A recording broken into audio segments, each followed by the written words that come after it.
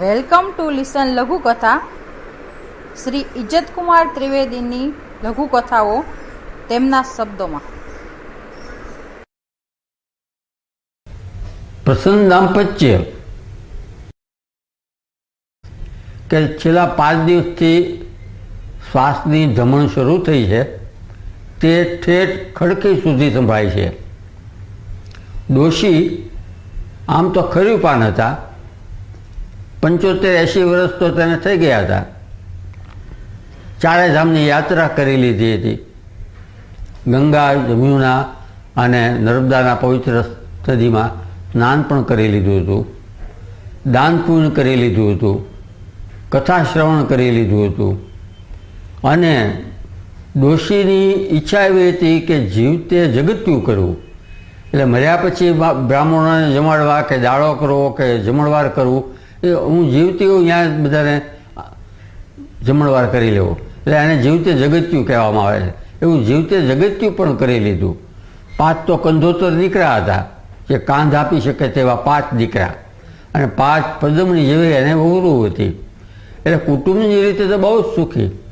દીકરીઓ શાસ્ત્રે સુખી હતી, પણ શ્વાસ એવો ઉપડ્યો હતો કે એનો જીવ જતો નથી.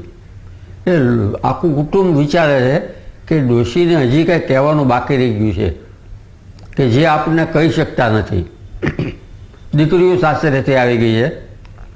200 માળાનો બેરખો લઈને ડોશીના ખાટલા આગળ જ બેઠો છે, પણ જોબો વળે તો ડોશી કાંક બોલે ને. 4-5 દિવસથી આવી પરિસ્થિતિ ચાલુ જ છે. 5મા દિવસે ડોશી સહેજ સૂઝબૂઝમાં આવ્યા.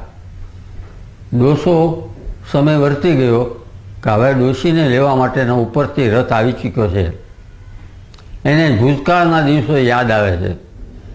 ડોશી આંખ ઉઘાડી, બધાએ ગંગાજળની એક ચમચી એના ગાળામાં રેડી, પણ ડોશીને એમાં કશો જ રસ નથી. એણે તો ઈશારા કરીને બધા લોકોને રૂમની બહાર કાઢ્યા. બધાને એમ થયું કે અત્યારે હવે ડોશીને શું કહેવાનું બાકી છે. ડોસા અને ડોશી એક રૂમમાં હતા.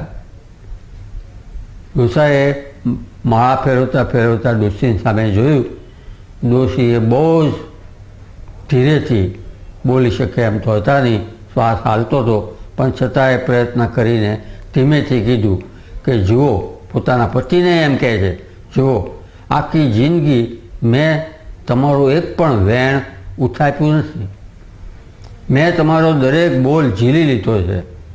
તો આજે હવે તમે મને એક વચન આપો કે હું મરી જાઉં પછી સ્મશાને જે બધા ડાગુ પાછા ફરતા હોય અને નદીના ઠંડા પાણીમાં સ્નાન કરે તો તમે ઠંડા પાણીએ નાતા નહીં.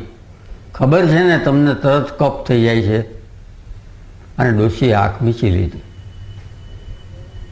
ત્યાં વાર્તા